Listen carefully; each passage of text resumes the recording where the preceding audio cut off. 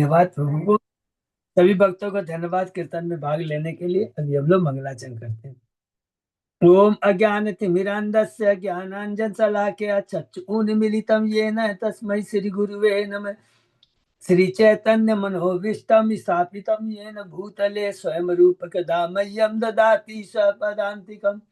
वन्देऽहं श्रीगुरु श्रीयुतपदकमलं श्रीगुरु वैष्णवांश्च च श्रीरूपं साग्रजातं सहगण रघुनाथं वितं तं सजीवम् स्वाधेतं सावधूतं परिजं सहितं कृष्ण चैतन्य देवं श्री राधा कृष्ण पादान सहगन ललिता श्री विशाखावितांत च नम ओम विष्णु पादाय कृष्ण प्रेष्ठाय भूतले श्रीमते भक्ति वेदांत स्वामिन इति नामिने नमस्ते सारस्वती देवे गौरवाणी प्रचारिणे निर्विशेषा शून्यवादी पाश्चात्य देश तारिणी वाञ्छा कल्पतरुभ्यः कृपा सिन्धुभ्य एव च पतितानां पावनेभ्यो वैष्णवेभ्यो नमो नमः।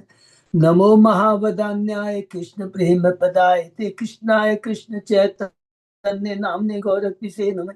हे कृष्ण करुणा सिंधु दीन बंधु जगतपते गोपेश गोपिका कांत राधा कांत नमस्तुते। तप्त कांचन गौरांगी राधे बिंदाबनेश्वरी विश्भानुसुते देवी प्रणमामि हरिप्रिये। नीलांचल निवासाय नित्याय परमात्मने बलभद्र सुभद्रायां जगन्नाथाय केतये नमः। जय श्री कृष्ण चैतन्य प्रभु नित्यानंद श्री अद्वैत गदाधर श्रीवासादि गौर भक्तवृंद मुखम करोति वाचालम पंगुलंगे गिम यत्कृपातबहं वंदे श्री गुरु मदीनतारिणम परमानंद माधवम श्री चैतन्येश्वरम। हरे कृष्ण कृष्ण कृष्ण हरे हरे हरे राम राम राम हरे हरे। श्री श्री मंगलाचरण की जय। शिला प्रभुपाद की जय। हरे कृष्णा। आज के इस भागवतम चर्चा में सभी भक्तों का हार्दिक स्वागत है। सभी भक्तों के चरणों में सादर मेरा दंडवत प्रणाम है। राधा माधव राधा गोविंद परम गुरु परम वैष्णव गुरु आचार्यों की असीम कृपा से हम सब भक्त लोग मिलकर के श्री भागवतम के ऊपर कई दिनों से चर्चा कर पा रहे हैं। कैंटो 10 के हम लोग 57 57वें अध्याय में सत्ताजीत की हत्या और मणि की वापसी। इसके पहले हम लोगों ने जो भी 56 अध्याय कंप्लीट किए बहुत संक्षेप में दोहराते हैं। प्रथम 10 अध्याय में पहले अध्याय से भगवान के गोकुल की लीला है, जिसमें भगवान का प्रकट है, किस प्रकार भगवान प्रकट होते हैं और भगवान को वसुदेव जी कैसे गोकुल लेकर जाते हैं और वहां पर यशोदा माँ ने भी श्री कृष्ण को प्रकट किया है और श्री यशोदा कृष्ण किस प्रकार देवकी कृष्ण में मर्ज हो जाते हैं। उसके बाद उसमें हम लोगों ने पढ़ा भगवान का नंदोत्सव करते हैं। नंद भगवान का नंदोत्सव है, पुतना का वध है, सटकासुर का वध है, तीनावर्त का वध है, भगवान का नामकरण है, भगवान की दामोदर लीलाएं हैं और भगवान का ने किस प्रकार यमला अर्जुन दो वृक्षों का जो कुबेर के पुत्र उनका उद्धार किया। उसके बाद जब देखा गोकुल के गोपों ने कि कृष्ण के ऊपर इस तरह आक्रमण हो रहा है असुरों का, तब वो क्या निश्चय करते हैं कि हम लोगों को गोकुल से वृंदावन चले जाना चाहिए। तो 11वें अध्याय से हमने देखा भगवान अब वृंदावन में अपनी लीलाएं कर रहे हैं, जाते बछड़े चलाने की सेवा लेते हैं और उसके बाद में अगासुर का वध है और उसके बाद में ब्रह्म विमोहन लीला है 13वें अध्याय में, बहुत इंपॉर्टेंट है। और ब्रह्मा जी भ्रमित होते हैं। एक शिक्षा है कि भगवान की माया शक्ति किसी को भी भ्रमित कर सकती है। तो भगवान की स्तुति करते हैं 14वें अध्याय में। 15वें अध्याय में धेनुकासुर का वध है। 16वें 17वें अध्याय में भगवान कृपा करते हैं कालियानाग के ऊपर में। 18वें अध्याय के अंदर में हमने देखा प्रलंबासुर का वध करते हैं, कुल बलराम जी करते हैं। 19वें 20 अध्याय के अंदर में 19 अध्याय में दावानल का पान करते हैं भगवान। 20वें अध्याय में सुखदेव गोस्वामी वृंदावन के ग्रीष्म और वर्षा ऋतु का वर्णन करते हैं। 21वें अध्याय बहुत इंपॉर्टेंट है, जिसमें गोपियां भगवान की वेणु गीत की सराहना करती है। वो दिव्य वेणु है जो केवल वृंदावन वासियों को नहीं, वहां की नदियां पहाड़ पर्वतों वृक्षों को पक्षियों को सबको आनंद प्रदान करती है। 22वें अध्याय में चीर हरण लीला है। 23वें अध्याय में ब्राह्मणियों के ऊपर में भगवान की कृपा है और 24 से लेकर करके 27 अध्याय में गोवर्धन लीला के बारे में हम लोगों ने डिटेल में पढ़ा। 28वें अध्याय के अंदर में हमने पढ़ा कि किस प्रकार कृष्ण वरुण लोक से अपने पिता को छुड़ा के लाते हैं, क्योंकि काशी का द्वादशी का पारण करने के लिए वो सुबह सुबह चले जाते हैं गंगा में स्नान, यमुना में स्नान करने के लिए। तो वहां से वरुण के सेवक उनको ले जाते हैं वरुण लोक में। ये भी बहुत सुंदर लीला है।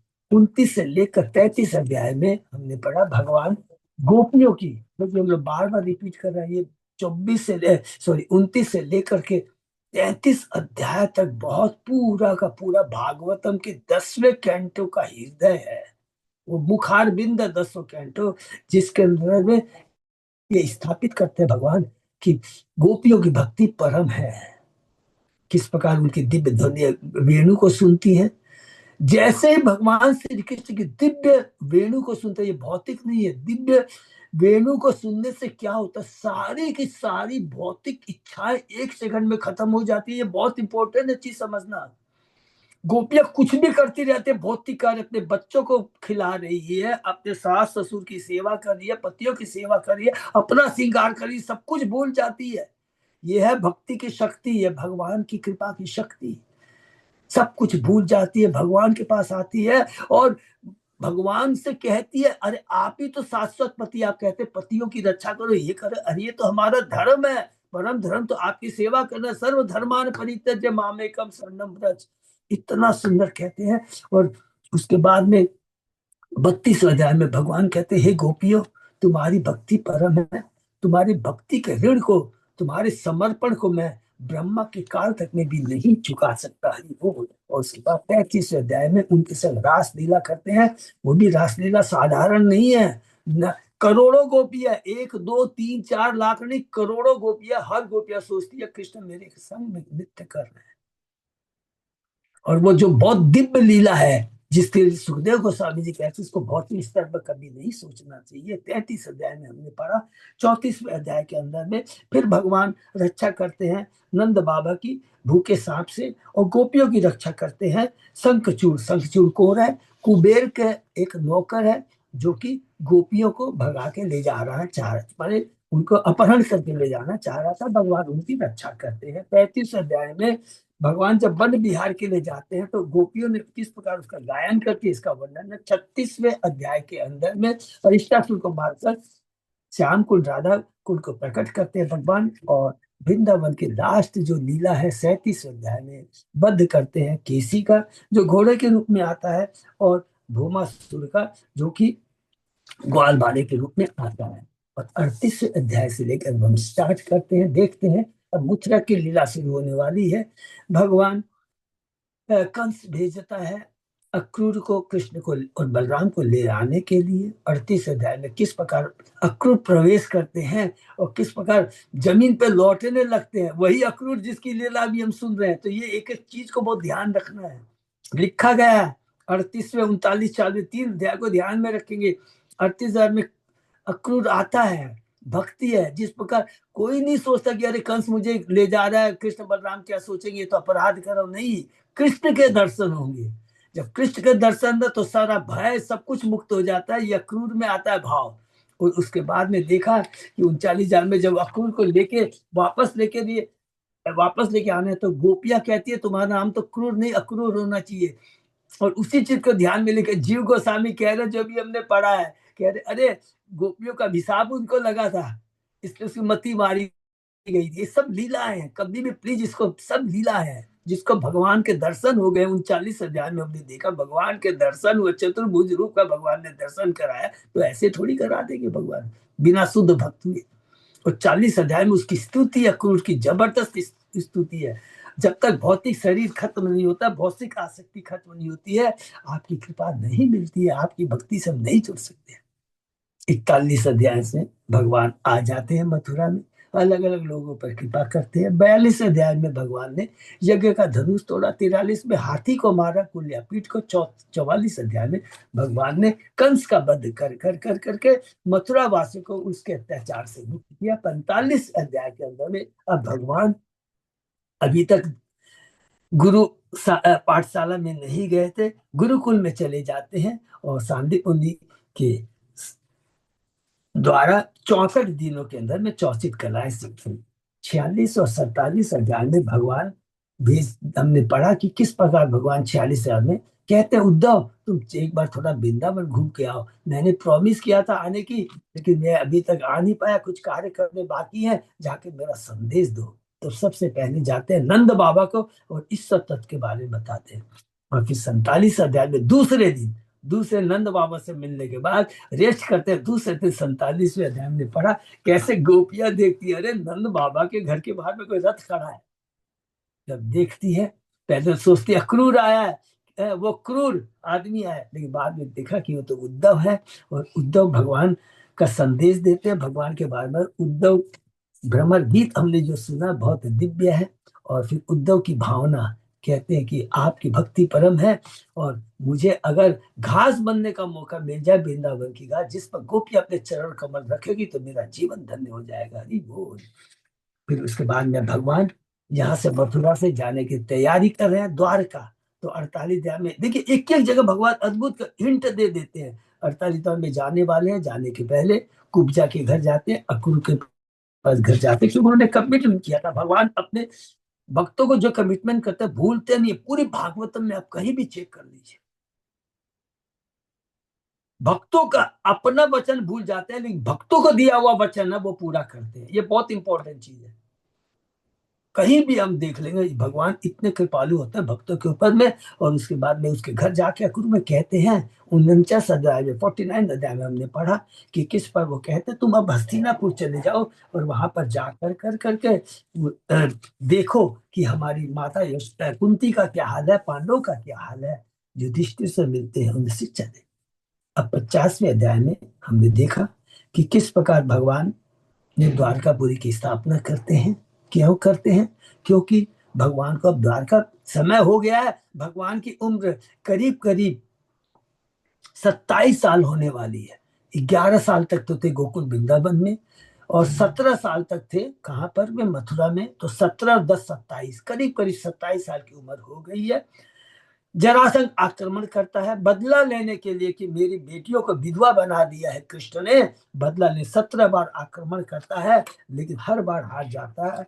और 18वें बाद में भगवान आक्रमण करना चाहते हैं, वो जरासंध आक्रमण करना चाहता है, लेकिन भगवान उसके पहले लीला करते हैं। काल यवन काल यवन का भगवान बद्ध करते हैं। एक काल यवन को इधर फॉलो करते हैं, काल यवन के पीछे पीछे ले जाकर उसको गुफा में ले जाते हैं जहां पर मुचकुंद सोया रहता है।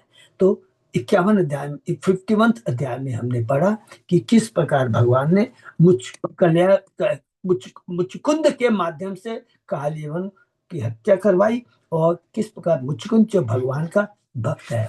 इसमें वो चीज हमको याद रखना, भूलना नहीं है। देवता जब मुचकुंद को बोलते हैं तुमने हमारी बहुत मदद की है, तो जो भी तुम्हारी इच्छा मुझे मांग लो। हाँ, एक चीज हम नहीं दे सकते, वो क्या? मोक्ष तो केवल कृष्ण ही दे सकते और हम लोग नहीं दे सकते। ये खुद इंद्र एक्सेप्ट करता है। ये सब इंपॉर्टेंट चीजों को कहीं भी कोट करना तो बोलेंगे, स्वयं देवता कहते हैं मुक्ति नहीं दे सकते हैं। भगवान का धाम नहीं, हम भौतिक चीजें दे सकते, क्योंकि भगवान ने हमको उतना ही देने के लिए कहा। हरि बोल। मुझको की बहुत सुंदर प्रार्थना है। और भगवान कहते हैं कि अगले जन्म में तुम परम वैष्णव बनोगे, मेरी भक्ति करोगे, मेरे धाम आ जाओगे।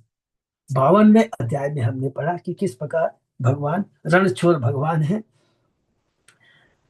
भय करने का स्वांग रचते हैं और चले जाते हैं द्वारकापुरी। हरि बोल। और वहां पर जा द्वारका पहुंचते पहले पहले हमने सुना रुक्मणी का संदेश कि हे कृष्ण जल्दी से आओ और मुझे तुम ले करके चले जाओ। 53वें अध्याय में हमने देखा कि भगवान किस प्रकार ब्राह्मण को कहते हैं, हाँ सही बात है, मैं अयोग्य राजाओं, क्योंकि जो रुक्मणी है वो केवल की है मेरे लिए ही है, माने मेरी सेवा के लिए, ये याद रखेंगे। उसकी भक्ति है और मेरी सेवा के लिए, इसलिए जो भी अयोग्य पुरुष है उसको प्राप्त करने की चेष्टा करेगा वो सुखी नहीं रह सकता। वही चीज हमारे लिए भी संदेश है। कभी भी हम रुक्मणी को नहीं, सेम चीज हमारे ऊपर लागू होती है। जो कुछ है कृष्ण का है। हम अयोग्य हैं, हम योग्य तभी बन पाएंगे जब हम अपना शरीर अपनी संपत्ति सब कुछ भगवान को समर्पित है, तभी इसका सदुपयोग कहलाया जाएगा। योग्यता माने सदुपयोग कहलाया जाएगा इस जीवन का, इस शरीर का, सब कुछ का। तो ये एक बहुत बड़ी शिक्षा देते हैं और रुक्मणी का अपहरण करके चले जाते हैं। 54वें अध्याय में हमने देखा कि जरासंध शिशुपाल को कंसोलेशन सांत्वना देता है और कहता है कि जब समय अच्छी, ये बात तो सही कहता है कि जब हमारा समय आएगा तो हम जीतेंगे ये। और किस प्रकार भगवान 54वें अध्याय में हमने देखा, रुक्मी को मारते नहीं है, उसको विरूप कर देते हैं, कुरूप कर देते हैं, क्योंकि रुक्मणी ने कहा नहीं मारो मत। लेकिन बलराम जी की बहुत जबरदस्त शिक्षा है। बलराम जी रुक्मणी के माध्यम से यह शिक्षा क्या देते हैं कि हमें इन भौतिक रिलेशन संबंधों से तो कभी भी आसक्ति नहीं होनी चाहिए, और उस व्यक्ति से जो भगवान का विरोधी है, भगवान से ईर्ष्या करता है, और उसकी चिंता करो जो तुम्हारा शुभचिंतक है।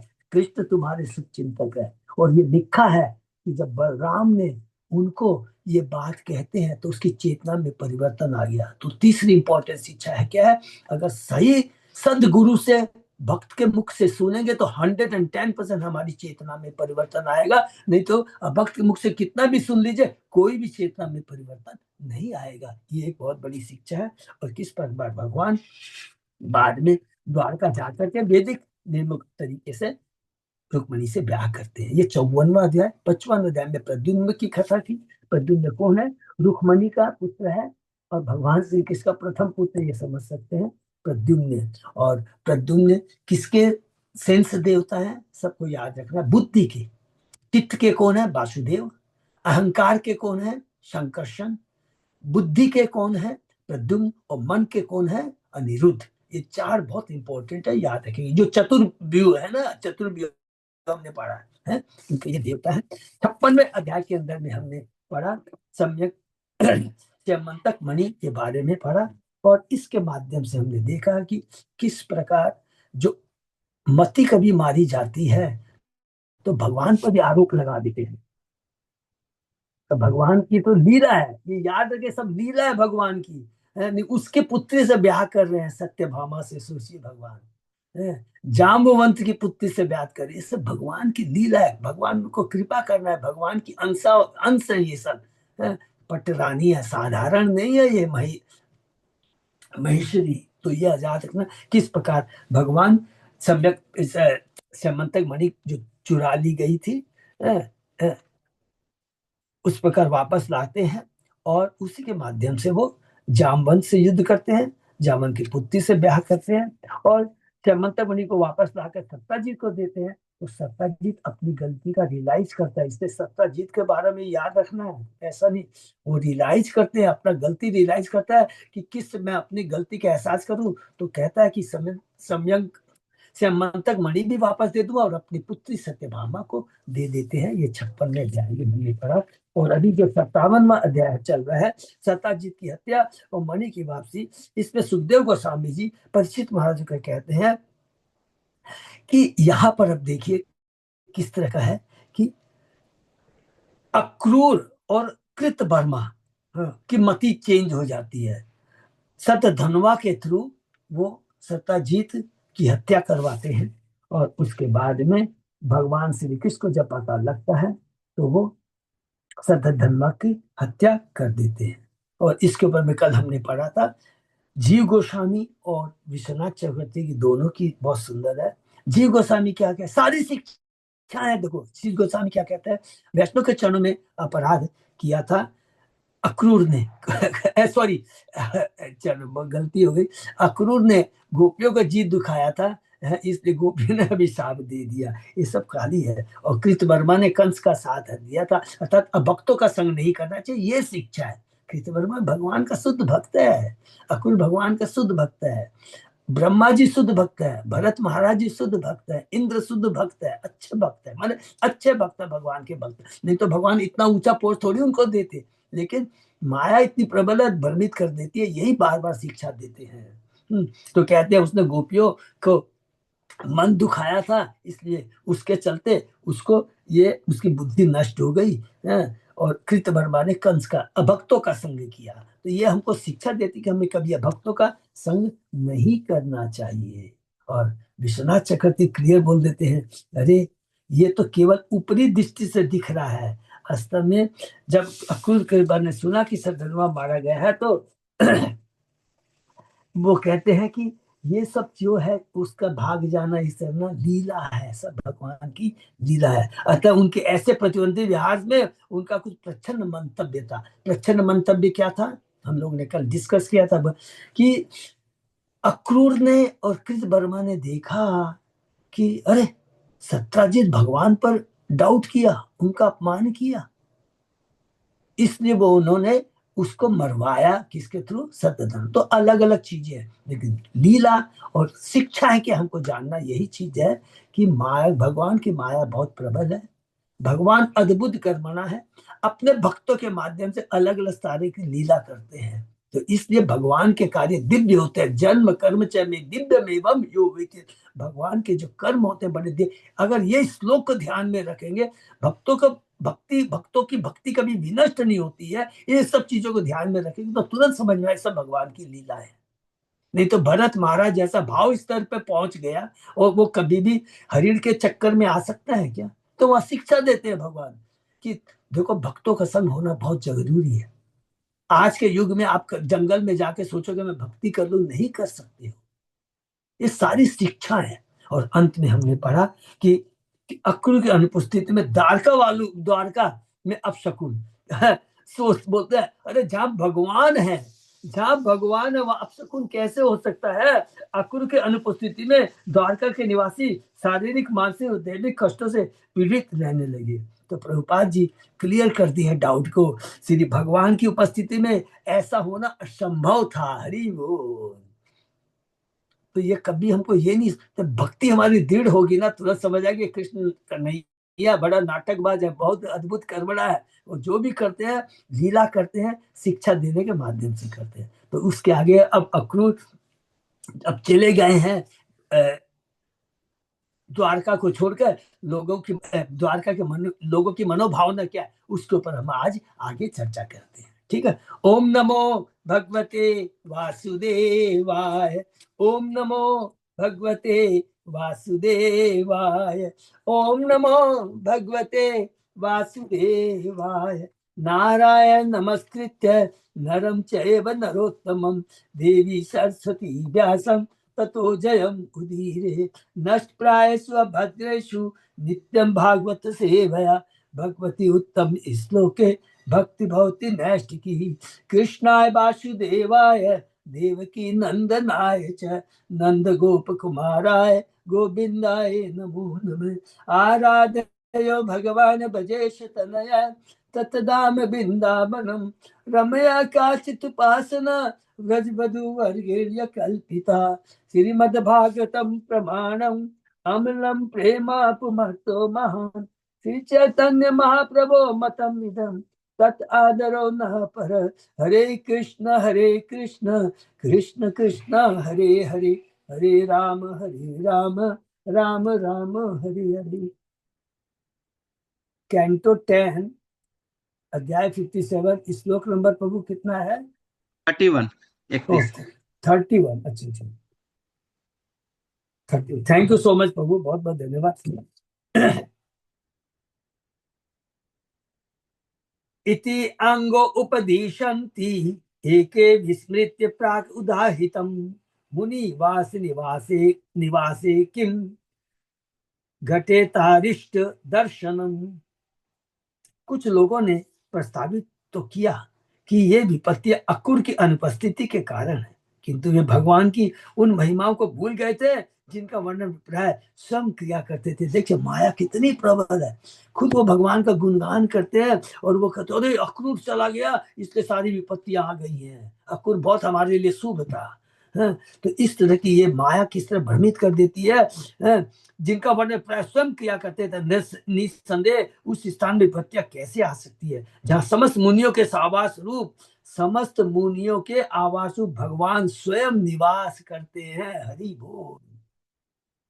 श्री विश्वनाथ चक्रवर्ती इस श्लोक के विषय में निम्नलिखित अंतर्दृष्टि प्रदान करते हैं। क्या? बनारस में अक्रूर सोने की वेदिका में यज्ञ करने तथा ब्राह्मणों को प्रभु दान देने के लिए विख्यात हो गए, क्योंकि उसके पास में क्या है?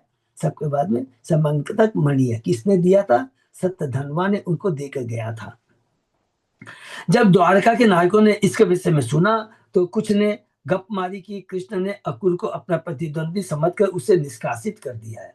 इस नवीन तथा अविस्मरणीय कलंक को मिटाने के लिए भगवान कृष्ण ने द्वारका में अनेक विपत्तियों को जन्म दिया, जिससे से नागरिकों को अकुर की वापसी के लिए उकसाया जा सके। तब भगवान ने इसकी आज्ञा दे दी। हरि बोल। कितना सुंदर है। प्रभुपा जी कह रहे हैं भगवान का परम भक्त है अक्रूर, अब वो चला गया है, भगवान ने नहीं भेजा है, अपने आप डर के मारी भागा है। सबको मालूम है ना, जब अक्रूर ने और कृतवर्मा ने देखा कि अब यह रहना उचित नहीं है, भाग जाते हैं वो लोग, हैं डर के मारे। भगवान कहते हैं मेरा भक्त को तो आना चाहिए वापस। तो भगवान अब कहते हैं, उकसाते हैं, लोगों की बुद्धि को, मति को भ्रमित करते हैं। अरे देखो अक्रूर नहीं है ना, इसलिए सारे अब शकुन आ रहे हैं। तो इसलिए देखिए लिखा है, तब भगवान ने इसकी आज्ञा दे दी। हरि बोल। देवे अवर्षति का काशीश स्वफलकाय आगताय वे स्वश्रुताम गांधी प्रादात ततो वर्षत स्म काशिषु। बड़े बूढ़ों ने कहा, पूर्व काल में जब इंद्र ने काशी बनारस पर वर्षा करनी बंद कर दी थी, तो उस शहर के राजा ने अपनी पुत्री गांधिनी स्वफल्क को दे दी। स्वफल्क कौन है? अक्रूर के पिता है। फल को दे दी थी, जो उस समय उससे मिलने आया था। तब तुरंत ही काशी राज्य में वर्षा हुई। देखिए कि देखो बरसात नहीं हो रही थी, लेकिन जब सफल को दे दी, वो काशी में आया तो बरसात शुरू हो गई।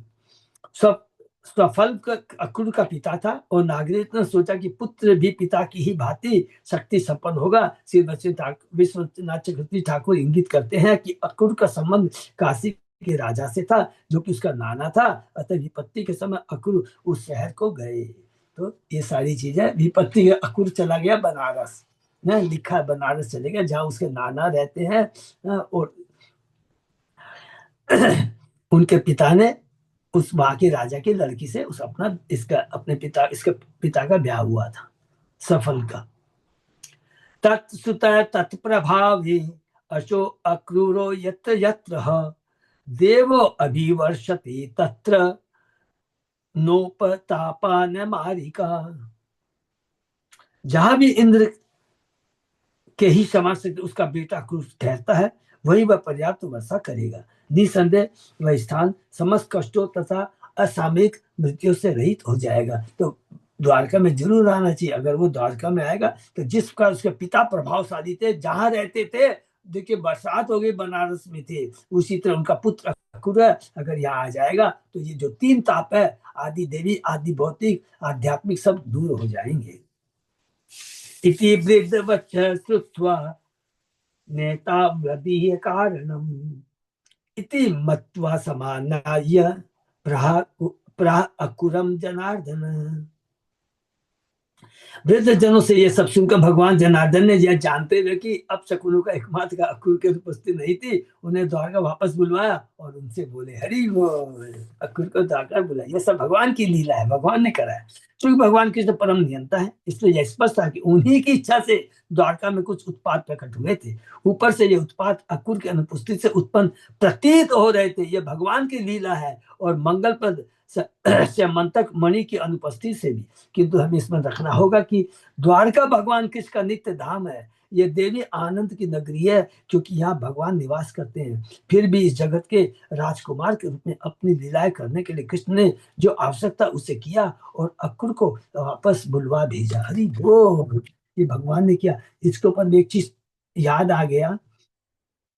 इवेंट जब हम लोग पढ़ेंगे कैंटो 11 के अंदर में, जब भगवान अप्रकट लीला करते हैं, तो भगवान जो जब अप्रकट लीला करते हैं, तो भगवान को द्वारका को भी अप्रकट करना है।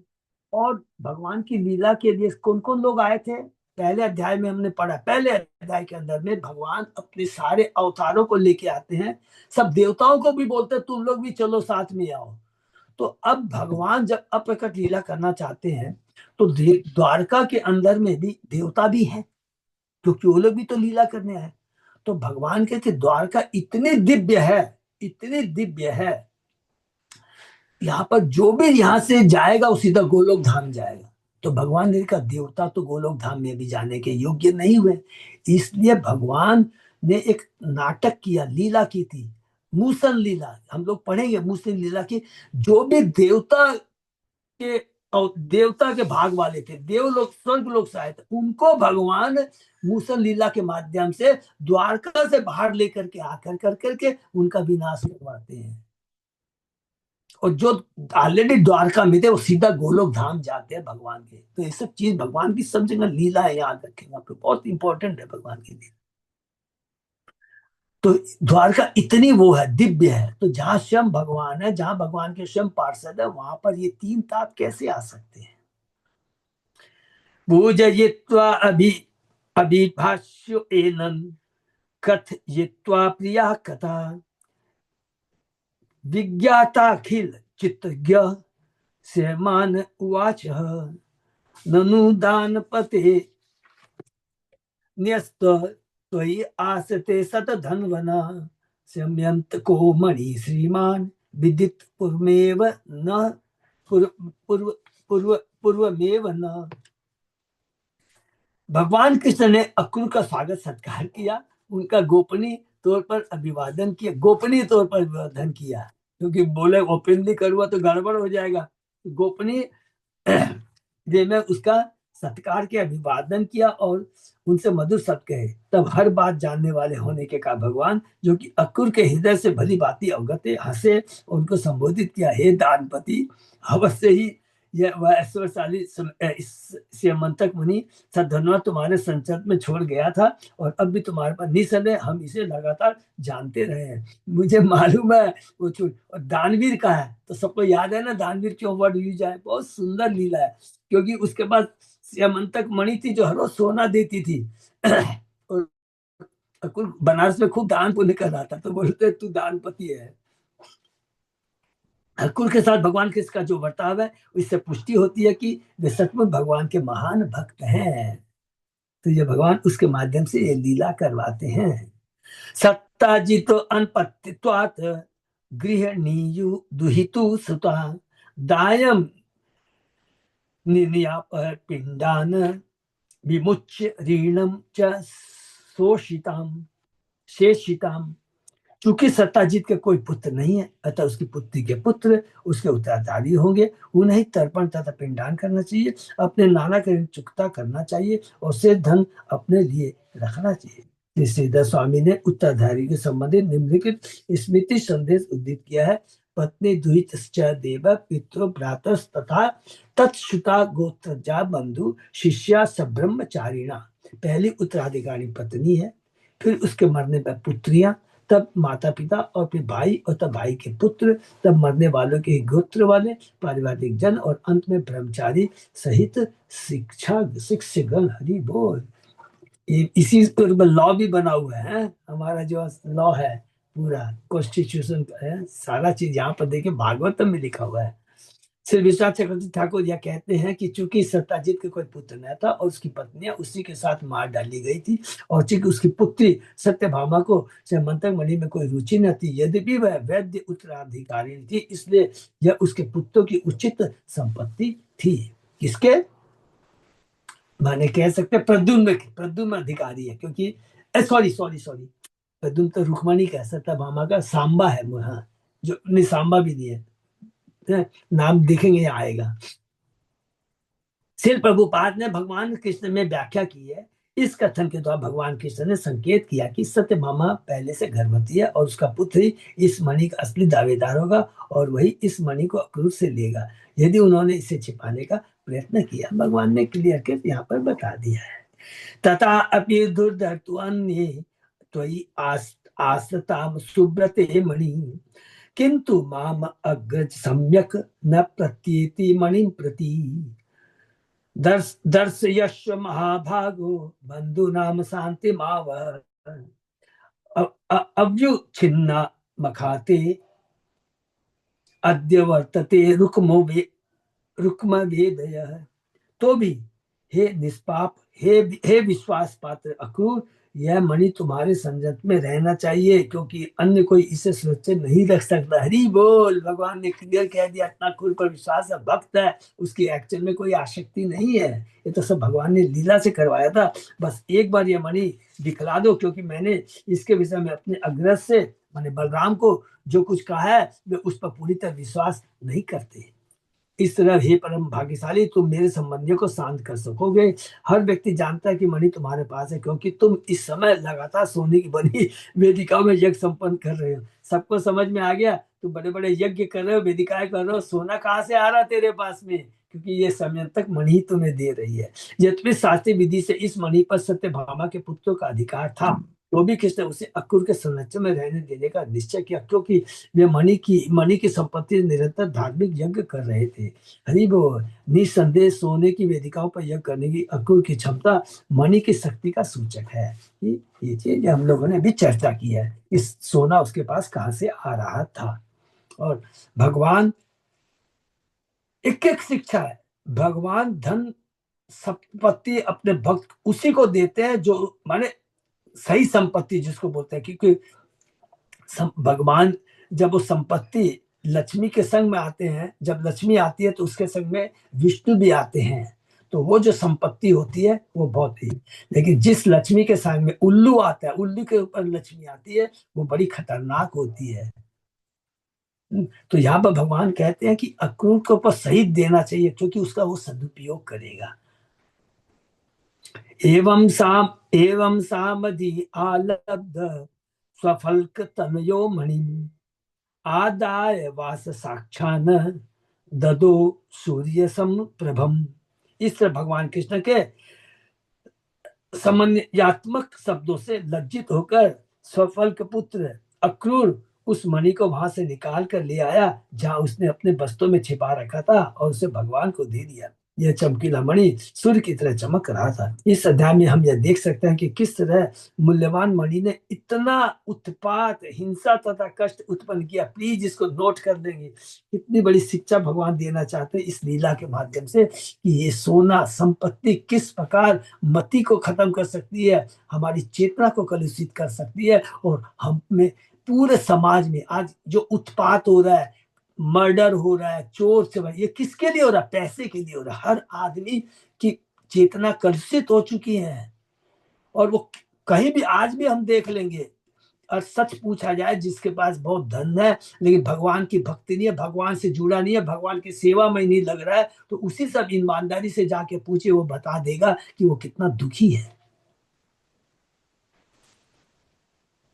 यह उन लोगों के लिए निश्चय अच्छा सबक है जो बाधारहित आध्यात्मिक जीवन बिताने के इच्छुक है। इसलिए जो भगवान की भक्ति कर रहे हैं, जो आध्यात्मिक जीवन इच्छुक है, उनको कभी भी यूज करना एक अलग चीज है, लेकिन किसी के प्रति आसक्ति होना एक अलग चीज है। ये दोनों बहुत इंपॉर्टेंट चीज है। हमको क्या बनना है? युक्त बैरागी बनना है, फल्गु बैरागी नहीं। युक्त बैरागी का मतलब है जो कुछ भी है भगवान की सेवा में लगाते हुए भगवान की भक्ति करना, उसको कहते हैं युक्त बैरागी। तो हमें युक्त बैरागी बनना है। सेमंतकम दर्शयित्वा ज्ञातिभ्यो रज आत्मन विमृज्य मणिना भूय तस्मे प्रत्यर्पयत प्रभु। अपने संबंधियों को श्यामंतक मणि दिखला चुकने के बाद सर्वशक्तिमान भगवान ने अपने विरुद्ध लगे झूठे आक्षेपों को दूर करते हुए उसे अक्रूर को लौटा दिया। हरि बोल। यह दूसरी बात है कि श्यामंतक मणि को लेकर भगवान की ख्याति पर जो बट्टा लगा था उसे मणि के द्वारा ही दूर किया गया। निसंदेह भगवान दूसरी बार यह मणि अपनी सचरिता सिद्ध करने के लिए द्वारका लाए।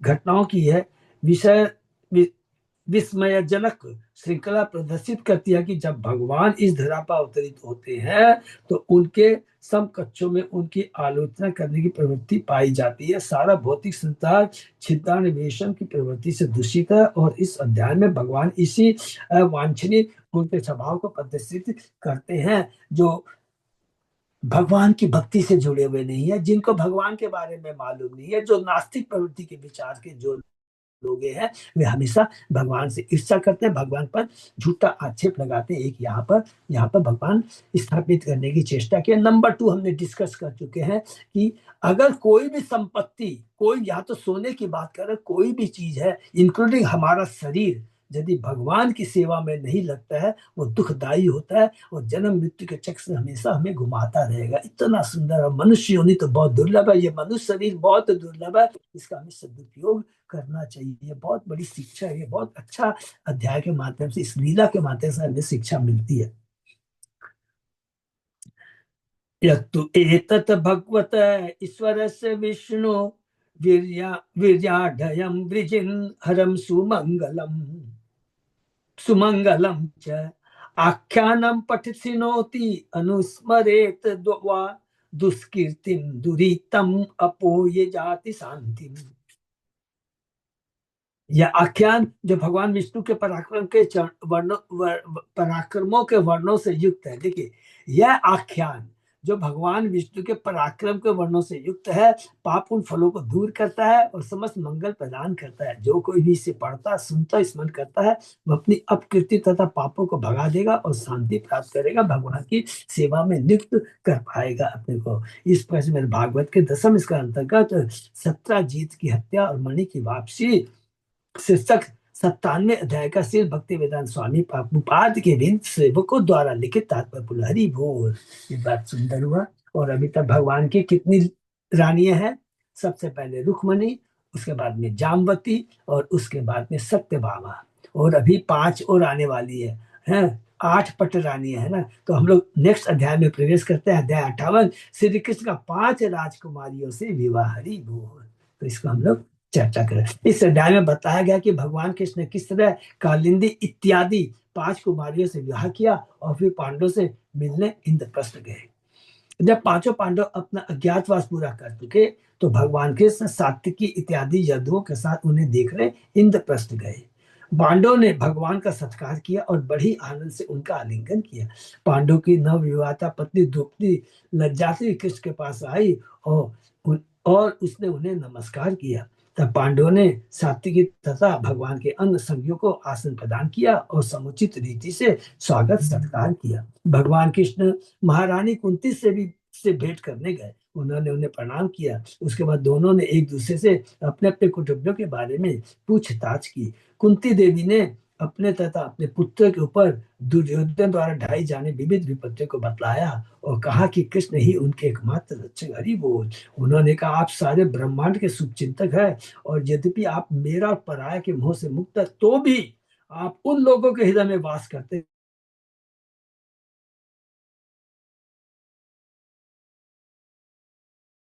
हो। यही कुंती महारानी की सेम प्रार्थना हमने कहा पढ़ी थी, कैंटो 1 के 8वें अध्याय के अंदर में है। उसमें भी यही सारी बातें कुंती महारानी कहती है। कुंती महारानी फिर दोबारा यही चीज हम कहेंगे, हम बद्ध जीवों को शिक्षा देने के लिए, जिससे कि भगवान की भक्ति से जुड़ सके। तत्पश्चात युधिष्ठिर ने कृष्ण से कहा, चूंकि हमने अनेक शुभ कार्य किए हैं, केवल इसलिए हम आपके चरण कमल देख पाने में समर्थ हो सके हैं, जिन्हें बड़े बड़े योगी भी नहीं प्राप्त कर पाते। हरि बोल। युधिष्ठिर के मुंह से भगवान बुलाते कि तुम्हारे पर यह कृपा इसलिए कि तुम मेरे भक्त हो। जो भगवान का भक्त होता है बड़े पहाड़ से कष्टों को दूर कर सकता है और आसानी से कष्ट पाके भी नहीं, ये भी नहीं सोचना है भारी दृष्टि से लगता है हमारे भौतिक कष्ट, अंदर में इतनी आध्यात्मिक शक्ति रहती है कि वो कष्ट दिखाई नहीं देते। उज्ज्वलंत उदाहरण कौन है? प्रहलाद महाराज। इससे बड़ा उज्ज्वलंत उदाहरण नहीं हो सकता। राजा युधिष्ठिर से आदरित होकर कृष्ण अतिथि के रूप में कई महीनों तक सुखपूर्वक इंद्रप्रस्थ में रहते रहे। एक दिन कृष्ण तथा अर्जुन शिकार करने जंगल गए।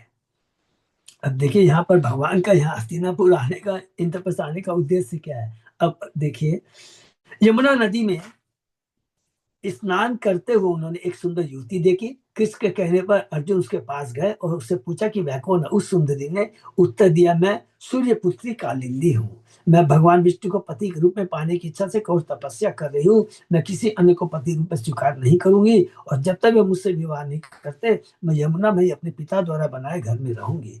जब अर्जुन ने सारी बातें सर्वज्ञ कृष्ण को बतलाई तो वे कालिंदी को अपने रथ पर ले आए और तब तीनों व्यक्ति युधिष्ठिर के वास स्थान में लौट गए। बाद में पांडवों ने कृष्ण से अनुरोध किया कि वे उनके लिए एक नगर बनवा दें। उन्होंने देवताओं के शिल्पी विश्व को भेजकर एक अत्यंत आकर्षक नगरी तैयार करवा दी। वहां अपने भक्तों के साथ कुछ काल तक रहकर भगवान ने उन्हें तुष्ट किया। अग्नि देवता को प्रसन्न करने के लिए कृष्ण ने अग्नि को खांडव बन देने की व्यवस्था की। कृष्ण ने अर्जुन से उस जंगल को जला डालने के लिए कहा और वे अर्जुन के साथ सारथी बनकर बनकर गए। अग्नि इस भेद से इतना प्रसन्न हुआ कि उसने अर्जुन को गांडी धनुष, घोड़े, रथ, 2 टूनी तथा एक तरकस दिए। तब जब खांडोबल जल रहा था तो अर्जुन ने मय नामक दानों को लपेटों से बचाया, जो कि असुरों के लिए कार्य करता है। मय दानव उसने भी बदले में अर्जुन के लिए एक शानदार महल तैयार किया। इसी महल में दुर्योधन को बाद में तालाब तल के स्थान पर ठोस फंस का भ्रम हुआ, जिससे वह खूब गिला हुआ और परेशान। किसने बनाया? तो मय दानव ने। देखिए है, मय दानव जो असुरों के लिए बनाता है और देवताओं के लिए कौन निर्माण करता है? विश्वकर्मा। इसके बाद कृष्ण ने अर्जुन तथा उसके अन्य संबंधियों से विदा ली और अपने परिचरों से द्वारका लौट आए। वहां उन्होंने कालिंदी से ब्याह कर लिया। कुछ काल बाद में वे अवंतीपुर गए, जहाँ अनेक राजाओं की उपस्थिति में उन्होंने अवंती राज की बहन मित्रविंदा का अपहरण किया। वह उनके प्रति आकृष्ट हो गया। 5वीं, अयोध्या में नगनिज नाम का एक भक्त राजा था। उसकी कन्या अति सुंदर विवाह के योग्य थी। उसका नाम सत्या या नाग न जीती थी, सत्या या नाग जनीती थी। इस कन्या के संबंधियों ने एक प्रतिज्ञा रखी थी कि जो भी व्यक्ति 7 भयानक बैलों के समूह को वश में कर लेगा, उसी के साथ उस कन्या का ब्याह कर दिया जाएगा। जब कृष्ण ने इस राजकुमारी के विषय में सुना तो वे अपने साथ सैनिकों की एक विशाल टोली लेकर अयोध्या गए। राजा नग नजीत ने उनका सभी प्रकार से सत्कार किया और विविध भेंटों से उनकी हर्षपूर्वक पूजा की। जब सत्या ने कृष्ण की ओर देखा तो तुरंत उसे पति रूप में चाहने लगी। राजा नदीज अपनी पुत्री के मनोभाव को जान गया तो उसने अपनी इच्छा के बारे में कृष्ण को अवगत कराते हुए प्रस्ताव रखा कि कृष्ण के साथ उसकी पुत्री का विवाह हो जाए। हरि बोल। उसने कृष्ण स्नेहपूर्वक कहा, अकेले आप ही मेरी पुत्री के उपयुक्त पति होंगे और यदि आप 7 बैलों को वश में कर लेंगे तो आप अवश्य ही उसे विवाह कर सकेंगे। ये भगवान की लीला है। तब कृष्ण 7 पृथक पृथक रूप में प्रकट हुए और 7 बैलों को वश में कर लिया। 7 पृथक पृथक रूपों में प्रकट हुए। राजा नदीज ने उन्हें भली भांति अपनी पुत्री समर्पित कर दी और साथ में प्रचुर उपहारों युक्त पर्याप्त दहेज भी दिया। भगवान ने सत्या को अपने रथ पर बैठाया और द्वारका ले चल गए। सभी बैलों से पराजित प्रतिद्वंदी राजाओं ने भगवान कृष्ण पर आक्रमण करना था, किंतु अर्जुन ने उन सबों को पछाड़ दिया और कृष्ण नाग नजीती के साथ द्वारका के लिए रवाना हो गए। बाद में श्री कृष्ण ने भद्रा को स्वयंवर उत्सव में से अपहरण करके उसके साथ ब्याह किया। इस तरह उन्होंने मध्य के राजा की पुत्री लक्ष्मणा के साथ भी विवाह किया। हरि बोल। तो ये 5 का समरी मैंने पढ़ा। अब श्लोक वाइज हम लोग पढ़ते हैं। श्री शुकवाच एकदा पांडवान् द्रष्टुम प्रतीतान पुरुषोत्तम इंद्रप्रस्थम गत श्रीमान युयुधानादि भीरवृतः। सुखदेव गोस्वामी ने एक बार परम ईश्वरान भगवान पांडव को देखने के लिए इंद्रप्रस्थ गए, जो पुनः जनता के बीच प्रकट हो चुके थे। भगवान के साथ युधान तथा अन्य संगी भी थे। कृष्ण तथा बलराम को छोड़कर प्राय हर व्यक्ति यही सोचता था कि पांडव की मृत्यु दुर्योधन द्वारा लचक में लगाई गई आग से हो चुकी थी। चूंकि अब पांडव फिर से जनता के प्रकट हो चुके थे, अतः कृष्ण उनसे भेंट करने गए।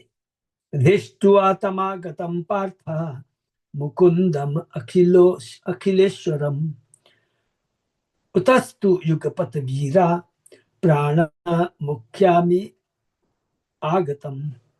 जब पांडवों ने देखा कि भगवान मुकुंद आए हैं तो पृथा के माने कुंती के वे वीर पुत्र एक साथ उसी तरह उठ खड़े हुए जिस तरह इंद्रिया प्राण के वापस आने पर सचेत होती। हरि बोल। बहुत सुंदर उपमा है।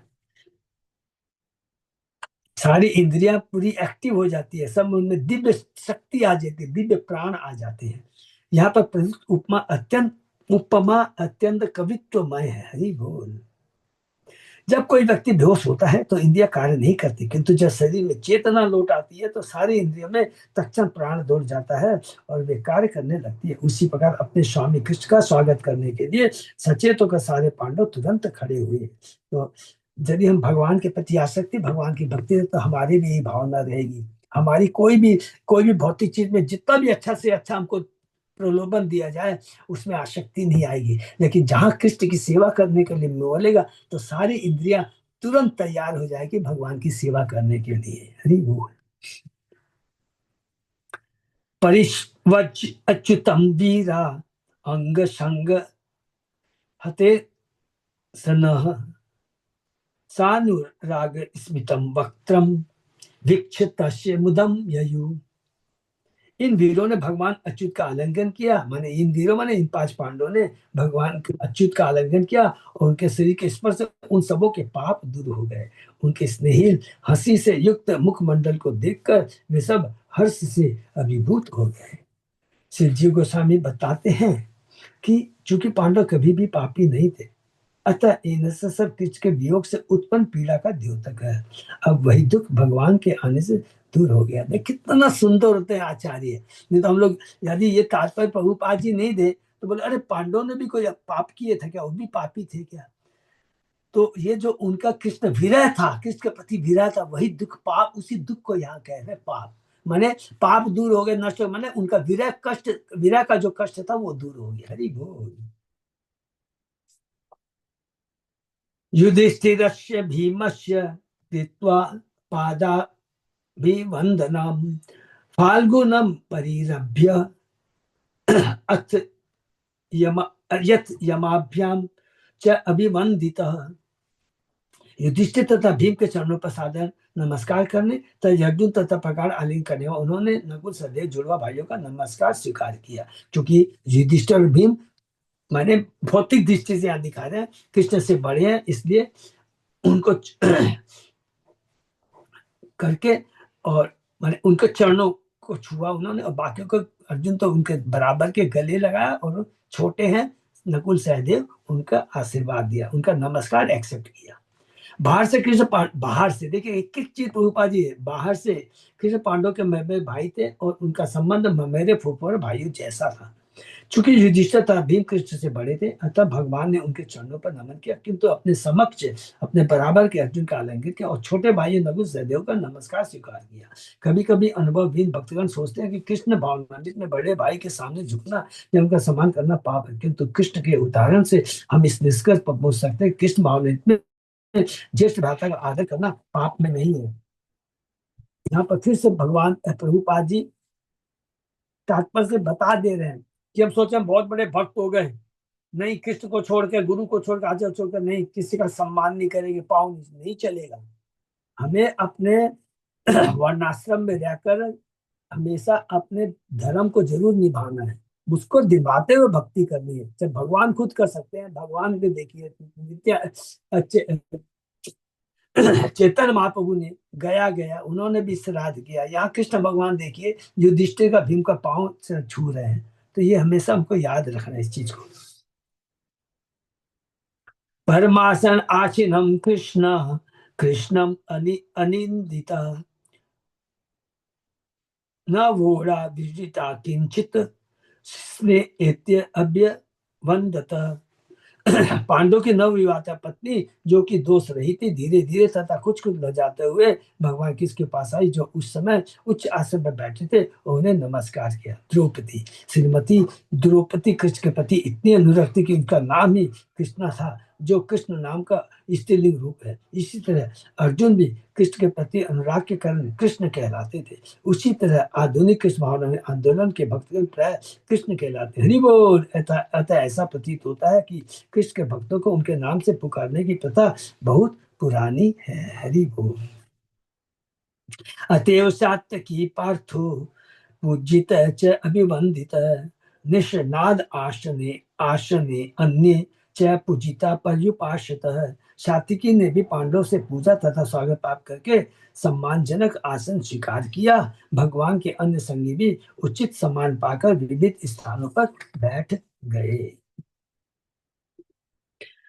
पृथाम समागत्य हिताभिवादन तया अतिहार्द अर्ध दिशा अभिरंभित आपृष्टवान ताम कुशलम सह स्नुषाम पितृस्वसारम परिपृष्ट बांधव। तब भगवान अपनी बुआ कुंती महारानी को देखने गए। वे उनके समक्ष झुके और उन्होंने उनका आलिंगन किया तो उनकी आंखें मर्म स्नेह से नम हो गई। भगवान कृष्ण ने उनसे तथा उनकी पुत्र बधु द्रौपदी से उनकी कुशलता पूछी और उन्होंने भगवान से उनके संबंधियों द्वारका के विषय में पूछा। उन्होंने माने कुंती ने, द्रौपदी, सबने भगवान से, मतलब द्वारका में सब। विश्वनाथ चक्रवर्ती ठाकुर यह कल्पना करते हैं कि चूंकि भगवान कृष्ण आसन पर बैठे थे, अतः उन्होंने अपनी बुआ कुंती को अति उत्सुकता पूर्वक उनको मिलने के लिए आते देखा। तब वे तुरंत उठ खड़े हुए, तेजी से उनके पास गए और उन्हें नमस्कार किया। उनकी आंखें अत्यधिक प्रेम के कारण आर्द्र होते उन्होंने उनका आलिंगन किया और उनका सिर सूंघा। हरि बोल। तो यही पर हम लोग विराम देते। देखिए एक एक चीज को बहुत अच्छे से करेंगे। कृष्ण यहाँ पर लिख लेंगे, कृष्ण भक्त वत्सल है। कृष्ण भक्त वत्सल है, ये नहीं कि मैं भगवान हूँ। भगवान तो हमेशा अपने भक्तों के चरण में। उसी प्रकार सुदामा के लिए भी भगवान ऐसे नहीं कि लेके आ जाओ। जैसे सुदामा को देखा, भगवान उठ खड़े होते हैं अपने पलंग से, अपने नीचे बैठ जाते हैं, सुदामा को अपने पलंग पर बैठाते हैं, उनके चरणों का प्रक्षालन करते हैं और उसके जल को अपने ऊपर छिड़कते हैं, उसको पान करते हैं। अर्थात भगवान ये बता देना चाहते हैं कि मेरे भक्त बहुत महान है। मैं अपने भक्त के हृदय में रहता हूँ, भक्त मेरे हृदय में रहता है, भक्त मेरे अलावा किसी को नहीं जानते, मैं भक्त के अलावा किसी को नहीं जानता हूँ। तो ये बहुत इंपॉर्टेंट शिक्षा है कि देखिए कुंती के प्रति भगवान का देखिए। और दूसरी चीज यहाँ हम लोग ने देखा, हम जो भक्ति कर रहे हैं, ये बहुत इंपॉर्टेंट शिक्षा है। हम भक्ति कर रहे हैं, लेकिन जो हमारा जो धर्म है, जो वर्णाश्रम धर्म, इसको बोलेंगे वर्णाश्रम धर्म, को कभी भी भूलना नहीं चाहिए। हम गृहस्थ है तो गृहस्थ पति पत्नी पुत्र के प्रति जो कर्तव्य है उसको करना है। आसक्ति नहीं रखनी है। देखिए दोनों में फर्क है। आसक्ति नहीं रखनी है, क्योंकि आसक्ति इसलिए नहीं रखनी है, इसलिए नहीं कि अरे आसक्ति बंधन का कारण है। आसक्ति होने से क्या होता है, हम अपने पूरे लक्ष्य को पूरा नहीं कर पाते हैं, हम लोग डिस्टर्ब हो जाते हैं। अरे मेरे पुत्र को क्या हो गया, मेरी पत्नी को क्या हो गया, मेरी पुत्री को क्या। ये चीज देखिए भगवान कह रहे हैं, हर जीव का, भले संबंध हो पति पत्नी पुत्र का, लेकिन हर जीव का भगवान भाग्य अपने आप बना के भेजते हैं। हम किसी के भाग्य के, किसी के दशा को चेंज नहीं कर सकते हैं। भौतिक दशा की बात कर रहा हूं, ये याद रखेंगे। हम क्या चेंज कर सकते हैं, जीवों को क्या दे सकते हैं, जो भगवान का आदेश है उनको कह सकते हैं, भगवान के आदेश को उनको बता सकते हैं कि तुम इसका पालन करो तो सारे कष्ट दूर हो जाएंगे, अर्थात कष्ट सहने की शक्ति हमारे में आ जाएगी। जब भी हम कहते हैं ना कि कष्ट दूर हो जाएंगे, तो इसका अर्थ का अनर्थ नहीं लगाना चाहिए। नहीं तो कई बार आप बोलेंगे अरे तुम लोग भी इतनी भक्ति करो, तुम्हारे कष्ट क्यों आ रहे हैं। तो उसका हम लोग क्या जवाब देंगे, बोलेंगे भगवान ने ये कहा है जो भक्ति करता है तो जो भौतिक कष्ट आता है, भौतिक कष्ट को सहने की शक्ति दे देते हैं। पांडव इसके उज्ज्वलंत उदाहरण है। प्रहलाद महाराज उससे उज्ज्वलंत उदाहरण है। प्रहलाद को जो कष्ट आए थे वो सहन कर पाता, सोचो कितने बड़े बड़े कष्ट आते हैं, क्योंकि भगवान की भक्ति की शक्ति के सामने ये कष्ट हमको बहुत हल्के लगने लग जाते हैं। तो ये बहुत बड़ी यहाँ पर शिक्षा। और पहला जो अध्याय कंप्लीट किया वो जो कि हम लोगों ने अभी बिगिनिंग में कर लिया था, कि भगवान की जो लीलाएं होती है कभी भी डाउट नहीं करना चाहिए, कभी भी आरोप नहीं लगाना चाहिए, क्योंकि भगवान ने कहा है। एक श्लोक हमेशा याद रखेंगे, गीता के 9वें अध्याय का 30वां, अपि चेत्सु दुराचारो भस्ते मामन्य भाकर। ये इतना पावरफुल श्लोक। भगवान कहते हैं मेरे भक्त से कोई गलती भी हो जाती है उसको साधु समझना चाहिए। गलती भी कौन सी बोलते हैं, जघन्य से जघन्य काम भी कर ले। इसका मतलब क्या हुआ, कोई भी पूछेगा तो उनको तो जवाब देना पड़ेगा। तो ये मतलब हुआ कि भौतिक जगत की माया भगवान की इतनी प्रबल है कि किसी को भी झटका दे सकती है, लेकिन वो झटका खाने के बाद भी वो कृष्ण को नहीं भूलता है, और बल्कि कृष्ण के पास जाके क्षमा मांगते कि मुझसे कृष्ण गलती होगी। भगवान जानते, बोलते अरे मेरे को मालूम मेरी माया बोल। लेकिन दूसरे तरह के लोग कौन है, ओह कष्ट आ गया, भगवान को भूल गए, चलो संतोषी माता ये कर लो ये कर लो। तो भगवान कहते तुम्हारी तो भक्ति में तुमको मेरे पर विश्वास ही नहीं है। कष्ट जो आने तो आएंगे ही आएंगे तुम्हारे को। तुम सोचोगे कि ये मेरा ये बचा देगा, ये बचा देगा, मन का भ्रम है। इसलिए कभी भी कष्ट आए कृष्ण को नहीं भूलना है, और कृष्ण का प्रसाद समझ कर ही उस कष्ट को सहते हुए भक्ति को कंटिन्यू रखना है, तो हमारा जीवन धन्य हो जाएगा। इसलिए भगवान हर समय हर पल परीक्षा लेते हैं, इसको याद रखना पड़ेगा। इसलिए घबराना नहीं है। कोई भी तरह की फाइनेंशियल प्रॉब्लम आ जाए, बच्चों के प्रति प्रॉब्लम, कुछ भी आ जाए, एकदम खुश रहना है। भाई ये तो भगवान है ना, भगवान को दिखाई नहीं दे रहा क्या? भगवान तो देख रहे हैं, भगवान तो अंतर्यामी है, सब कुछ देख रहे हैं। बड़ा हिम्मत से रखना है, तो जीवन हमारा धन्य हो जाएगा और हम सुखी हो जाएंगे। ठीक है, हरे कृष्ण। किसी का कोई प्रश्न?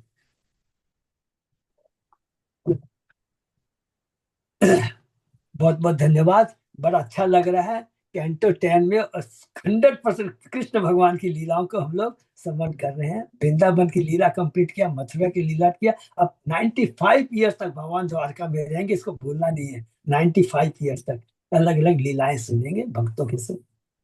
हरे कृष्ण। कोई विराम दे। अच्युत अजय दास प्रभु, कुछ अनाउंसमेंट है प्रभु? नहीं प्रभु जी, बस। कोई नहीं है। बस दो अभी फेस्टिवल आ रहे हैं। 23 जनवरी को बसंत पंचमी है और 31 जनवरी को बहुत अच्छा है, नित्यानंद त्रयोदशी है। तो उसको उसमें हमें भाग लेना है। और हमारे पास एक सप्ताह और रह गया है गीता के लिए।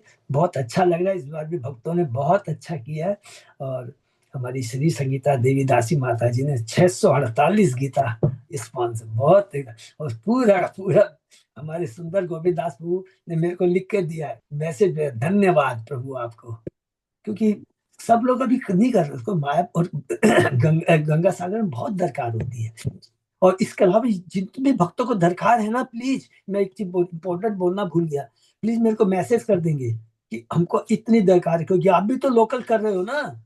तो हम प्रभु जी को बोल देंगे, तो हम लोग क्या करें, उतनी भक्तों के लिए रख देंगे और जितनी भी बैलेंस बचेगी हम लोग गंगा सागर भेज देंगे। तो प्लीज आजकल में जरूर भेज दीजिएगा मेरे को, सब लोग से प्रार्थना है। हरे कृष्णा। फिर विराम। सही बात है। धन्यवाद। शनि विराम देते हैं, फिर कल सुबह 7 बजे। दंडवत प्रणाम।